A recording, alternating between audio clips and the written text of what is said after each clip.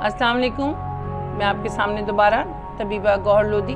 पहले मैंने आपको DAMS का बताया, अपना टिप के बारे में सारी डिटेल दी, हेडेक के बारे में बताया। अब इसको डिटेल को मैं मज़ीद आगे चलाऊँगी कि मुख्तलिफ सब्जेक्ट्स में आपके सामने ज़रूर दूँगी, मुख्तलिफ डिज़ीज़ के बारे में आपको बताऊँगी।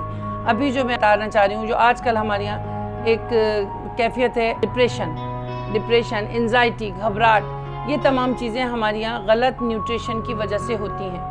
और इस वक्त मार्केट में सबसे ज़्यादा दवाइयाँ आपकी मैदे की दवाइयाँ मिलेंगी। आपको रोलिंग है, आपको राइजिक है, आपको ईसो है, और डिप्रेशन की दवाइयाँ। हर डॉक्टर आपको डिप्रेशन की दवाइयाँ दे देता है, और वो क्या करता है कि दिमाग की सलाहियतों को ख़त्म कर देती हैं। आस्ता आस्ता आपकी दिमाग की सलाहियतें ख़त्म हो जाती हैं और दिमाग सुन्न होने लगता है।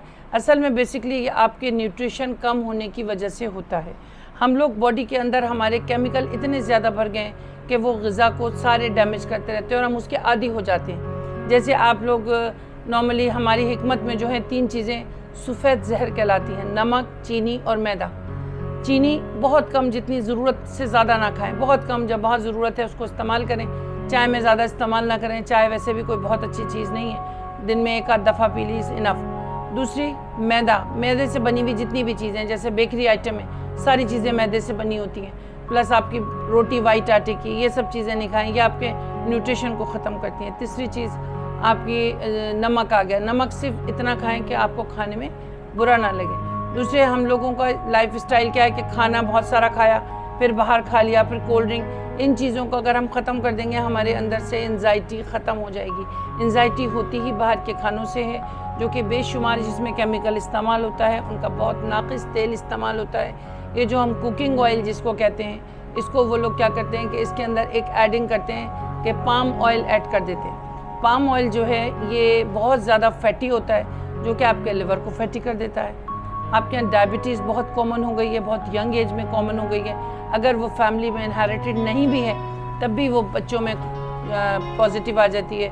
प्लस आपको ब्लड प्रेशर होने लगता है, प्लस आपको UTI इन्फेक्शन, जो कि आजकल बच्चों में बहुत ज़्यादा हो रहा है, UTI इन्फेक्शन हो रहा है। इसको हम एंजाइटी कहते हैं कि नींद नहीं आ रही, कि आपकी बॉडी में नाइट्रोजन बननी शुरू हो जाती है।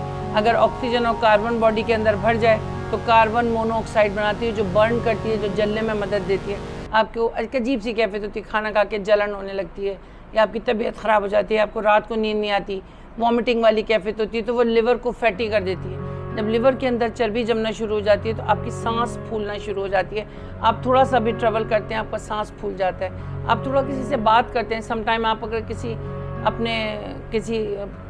रिश्तेदार से बात करें तो वो ये कहता है आपकी सांस फूल रही है, हालांकि उसको फील नहीं होता, लेकिन उसके अंदर उसकी सांस बहुत ज़्यादा फूल रही होती है, क्योंकि उसका लिवर फैटी हो चुका होता है। फिर आप बैठे हुए हैं, आपको एकदम से गर्मी लगने लगती है। गर्मी लगी, आपको थोड़ा सा बगैर विदाउट एनी मेडिसिन आपका बॉडी नॉर्मल टेम्परेचर पे आ जाता है। दिस सब फैटी लिवर की पहचान होती है कि आपका बॉडी हीटअप करने लगता है और आपके यूरिन में बर्निंग शुरू हो जाती है।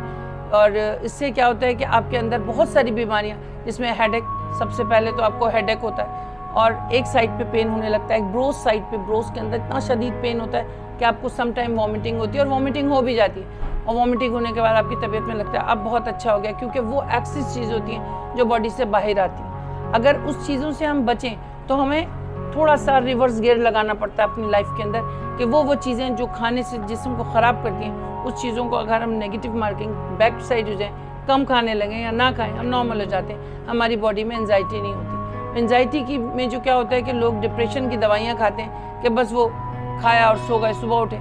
अगर सुबह उठ के वो सब चीज़ें सही हो जाएँ तो हर आदमी एक नींद की गोली खाए और सुबह नॉर्मल हो जाए, ऐसा मुमकिन नहीं। वो और ज़्यादा अपनी ज़िंदगी से 10 कदम पीछे चला जाता है, और ज़्यादा बीमारियाँ उसके ऊपर हावी हो जाती हैं। तो हमारा न्यूट्रिशन का सही होना बहुत ज़रूरी है। सबसे पहले बेकरी आइटम को प्लीज़ आप लोग छोड़ दें। बेकरी आइटम कभी कभी 10-15 दिन में खा लिया कोई बात नहीं, लेकिन नॉर्मल जो आप लोग खा रहे थे, बिस्किट तक, इवन जो आप बच्चों को हम बिस्किट खिला रहे होते हैं, उसके अंदर भी पाम ऑयल यूज़ होता है। बच्चों के अंदर शुरू से ही कॉन्स्टिपेशन हो जाता है। बहुत छोटे बच्चे होते हैं, मेरे पास आते हैं पेरेंट्स के, बच्चा है हमारा, उसको बहुत ज़्यादा कॉन्स्टिपेशन रहता है, 4-4, 5-5 दिन बच्चा कॉन्स्टिपेशन में रहता है, उसको तकलीफ़ होती है।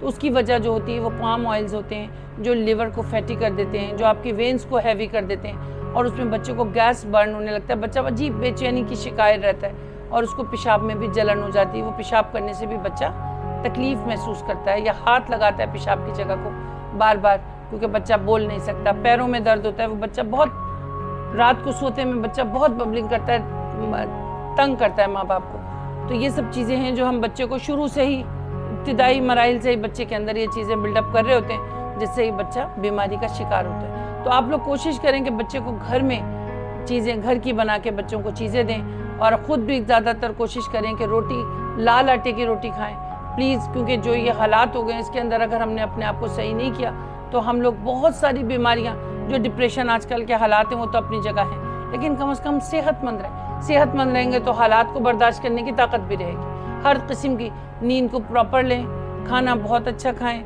हफ्ते में 3 दफ़ा गोश्त लें, ज़्यादा नहीं, शोरबे वाला सालन बनाएं, और बोटी गोश्त का इस्तेमाल कम से कम कर दें, चीनी का इस्तेमाल कम कर दें, मैदे की चीज़ें कम इस्तेमाल करें, तो हम हमेशा सेहतमंद रहेंगे। अल्लाह आपका हाफिज़ होना चाहिए।